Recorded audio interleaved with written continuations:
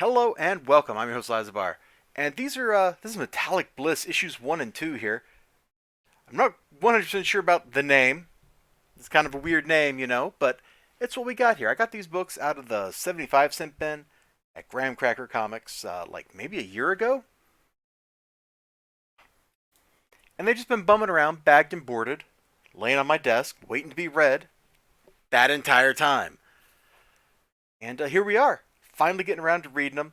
And my first impression of these books, when I was flipping through them on New Comic Book Day, and I sure hope that I was very careful about what I showed, because there was a lot of Ghibli bits in here, was that these books were crazy.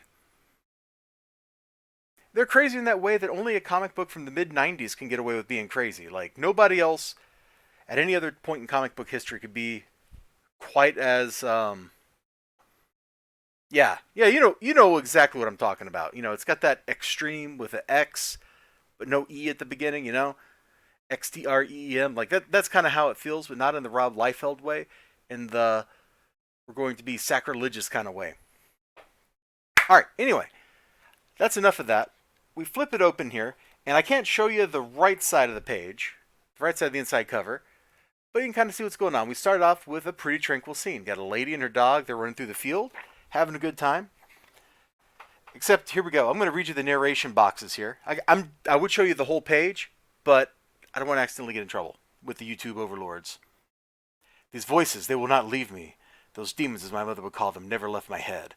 I've kept them to myself all these years, never letting them go, never letting them die. So you can see we're already like getting really heavy into some stuff here. And here we are a couple pages later. They end up at this barn. Huh? Dog, come back. It's only a lamb. And the dog's like, yeah, right, that ain't no lamb. Rawr, rawr, rawr, rawr, rawr. Typical, dog barking at everything. And then the dog flips out. Why? Because what the heck, dude? Like, that is a major bump up. That is a major jump in escalating in the comic book. I hope the screen's bright enough. There's not much I can do about it. I've got a light on in here, and the sun's out, so hopefully it's bright enough. And I'm just kind of like thinking, what's the best like pages to show? We'll do these. So things get crazy. We skipped a couple pages here, and things get crazy. Like all sorts of crazy stuff pops out of the barn. She's flipping out, and then we got this like goat mask, goat skull wearing like person coming out of the barn, clearly evil. And you can see the narration, man, is still like overwrought. Eyes are silken, and our mouths betwixt emotions. Turning to switch a pious reflection, we wither, and all is nothing, and nothing is all. Like, it's overwrought. It's kind of fun, but it's overwrought. The art's really like pretty nice in this book. From this point on in issue 1, basically we go into like she's becoming a Cenobite. Like what's right here on the cover is what happens. Issue 2 picks up from that. And the art here, still crazy. I gotta be very careful about what I show you, because she is topless for like half of this book. I guess this is safe enough. Like, she returns home after the transformation. She's back to being a normal human. She's got these crazy scars. She's apparently rich, and her maid is the one that's like talking to her here. She goes home, and we immediately, she's like haunted by stuff. She's looking in this mirror, and things happen. The mirror like turns to liquid. Somebody comes out of the mirror.